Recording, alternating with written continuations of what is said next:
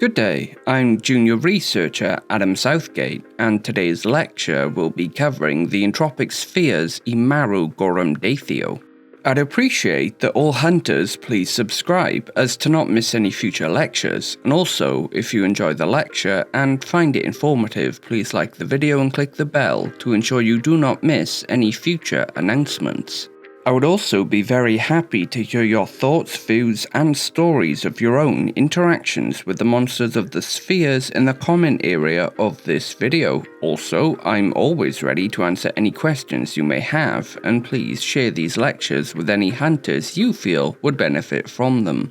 So, to begin, as always, we'll start with our general announcements.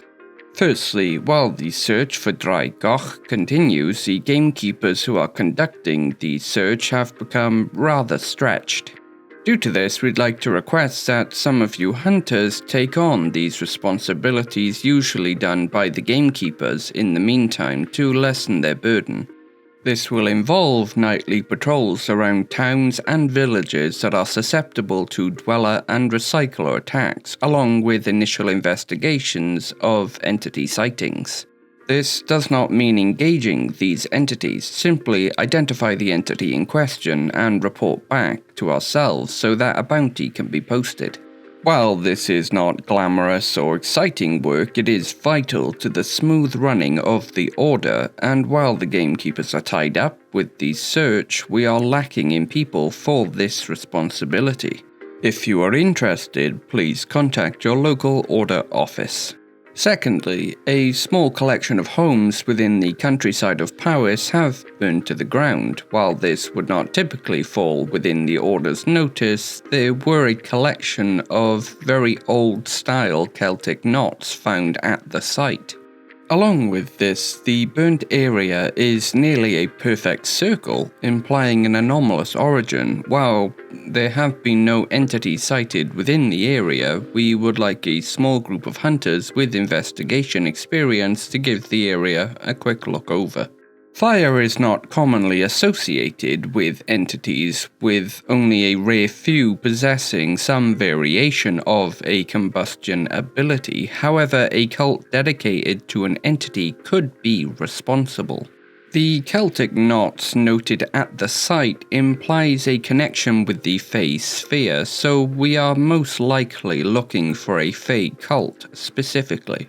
If you are interested in this contract, please contact your local Order office.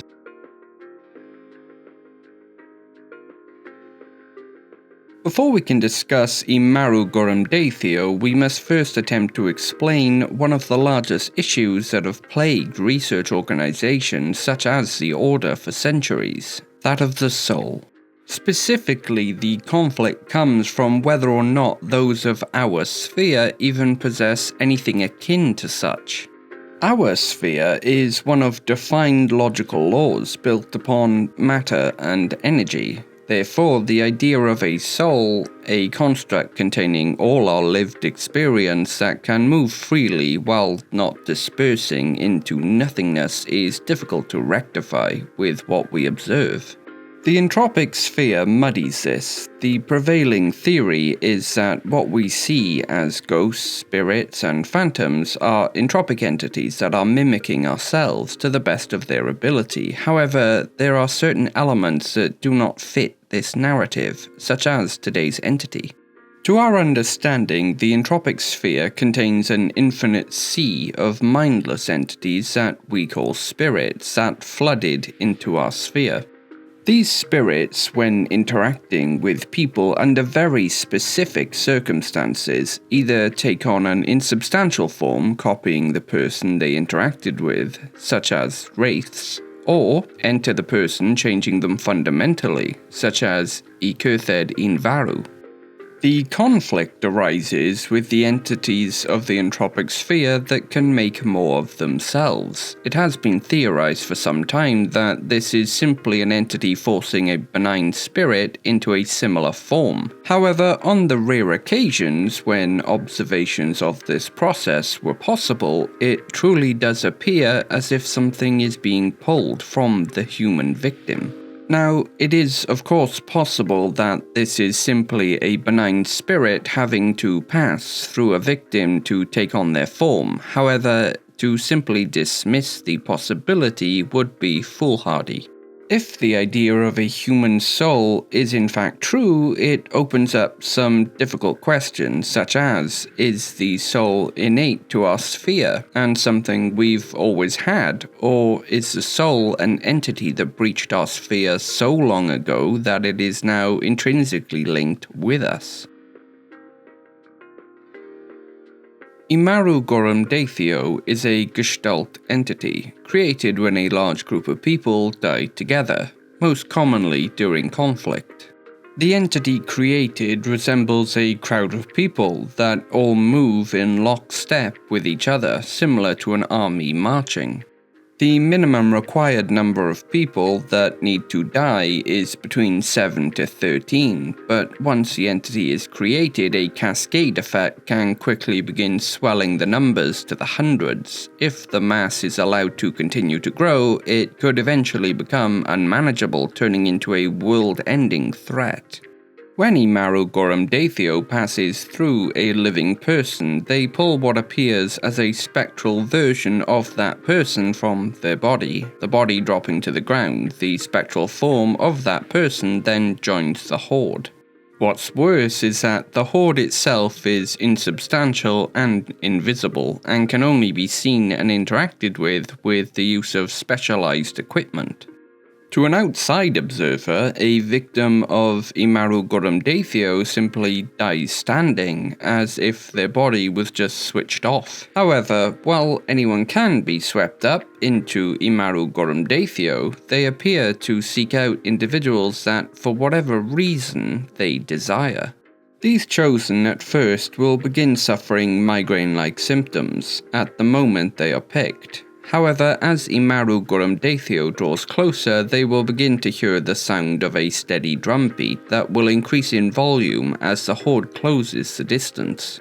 As Marw Gorymdeithio comes within 100 miles, this drumbeat will grow to be deafening to the victim, while also causing a great deal of distress as no one around them can hear it. But to the victim, the sound is so loud that they can feel their bones vibrate with each beat.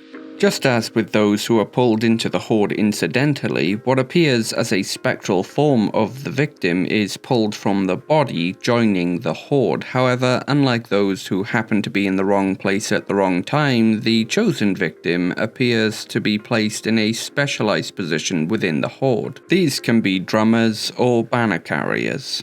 A big issue is that while marching towards their chosen victim, the horde can sweep up a great deal of unintentional victims. Interestingly, there does not appear to be an end goal for an instance of Marw Gorymdeithio. They only wish to grow their size, if a concept such as wish or desire is even applicable. However, the individuals within Marw Gorymdeithio do appear to still possess the smallest amount of agency.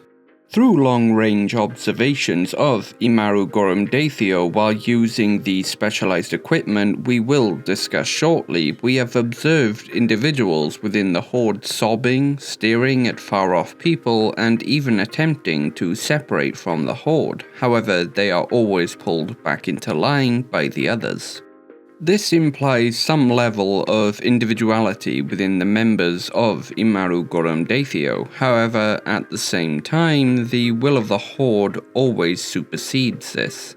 Of those members of Marw Gorymdeithio, there does not appear to be a single individual in charge. Instead, we believe that the will to grow the horde is instead an emergent property of the collective minds. This very well could mean that each member of Marw Gorymdeithio wish to leave the horde, however are unable to due to the pull of the collective. Whenever we have witnessed one attempt to pull away, we have also witnessed another who has also attempted to escape in the past, pull them back in. This suggests that members of Marw Gorymdeithio, while working for the good of the horde, are capable of acting in perfect step, however are unable to cooperate in actions that go against the horde. We know that entropic entities that have taken the form of previously living humans possess all the memories and emotions of that person, believing themselves to be them. If the same holds true with individual members of Marw Gorymdeithio, then the level of suffering these entities are going through must be immense. They are both trapped within Marw Gorymdeithio and also compelled to keep others trapped within the same hell they exist within. Created by the Sanctus Clypius, an arm of the Vatican that deals with the threats of the spheres, the Angelus Pluma is a piece of hunter's equipment created from a slither of a specific Abrahamic entity, though they will not share which. The item, while held, forces an individual out of phase with our sphere, though not fully, however, only partially. The effect of this allows the user to perceive and interact with entities that naturally exist within this state. This also protects the user from Marw Gorymdeithio's ability to pull you into the horde. This is how we've been able to effectively observe these entities in the way that we have, and how we are able to track a specific horde's movements. It is a rather recent creation, making use of a great deal of mundane technology along with the anomalous, and new uses for it are being found every day. This is actually how we discovered the Northern Death Spiral. For those not in the know, this is an instance of Marw Gorymdeithio containing roughly 10,000 individuals when first discovered that appear trapped, circling the magnetic North Pole. From the individuals within the large group, it's very old. We have observed World War I soldiers, chivalric knights, Mongolian hunters, and what appears to be a Roman lady. The question is, why do they continue to circle the magnetic North Pole? We have attempted, with the use of powerful electromagnets, to create a similar effect on other hordes, though with no success so far. This discovery would have been impossible without the Angelus Pluma. In fact, before its creation, Marw Gorymdeithio was known only as the Phantom Death, as we had no way of knowing what was actually happening, and would simply have to track down those who heard the drums and move them to an unpopulated area in an attempt to reduce the death count.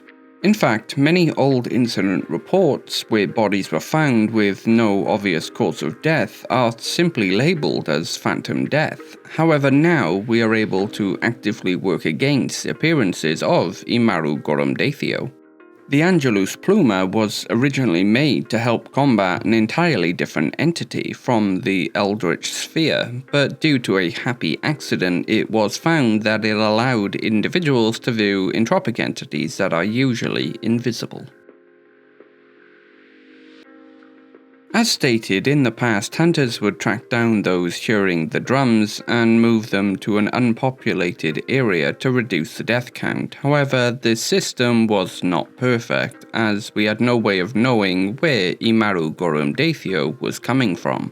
Today, and with the Angelus Pluma, we can directly engage Marw Gorymdeithio due to its ability to allow hunters to directly interact with specific entropic entities on a level playing field. This is not always an advantage, such as with wraiths, who normally can only inflict small cuts, but when an individual is using an Angelus Pluma, it can literally tear the person apart. But with Marw Gorymdeithio, it is indeed an advantage. Again, their main form of attack is an instant death that adds to their numbers. However, with the Angelus Pluma, they are unable to do this. This creates a situation where they are forced to engage the hunter in a more standard way, giving the hunter the ability to kill individuals within the horde. This effect sadly does not work upon ranged weapons, but does upon melee weapons such as swords and axes. Due to this, when an instance of Marw Gorymdeithio is located, groups of hunters will be equipped with Angelus Plumas and taken to engage the horde. Thankfully, though Marw Gorymdeithio resembles an army, they do not fight like one. As combatants, they are relatively ineffective, making wild swings while they are still trapped within the group.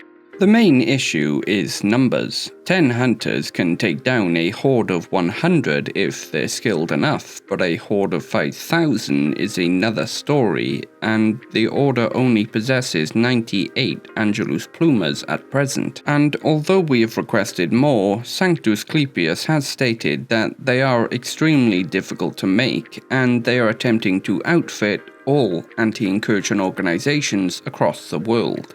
Due to this, when hordes of sufficient size are discovered, it is standard practice to lead them to the Northern Death Spiral, which now numbers in the hundreds of thousands. While the idea of the Northern Death Spiral does somewhat keep me up at night due to the possibility of it leaving its current position, I do think the entire situation does show the importance of cooperation between different anti-incursion organizations. The Angelus Pluma is a work of genius that gives us the ability to tackle a problem that before we simply had to deal with. Not only can we keep track of these entities, but now we can also fight back. But that will be all for today. With Arthur's might and Merlin's wisdom, thank you.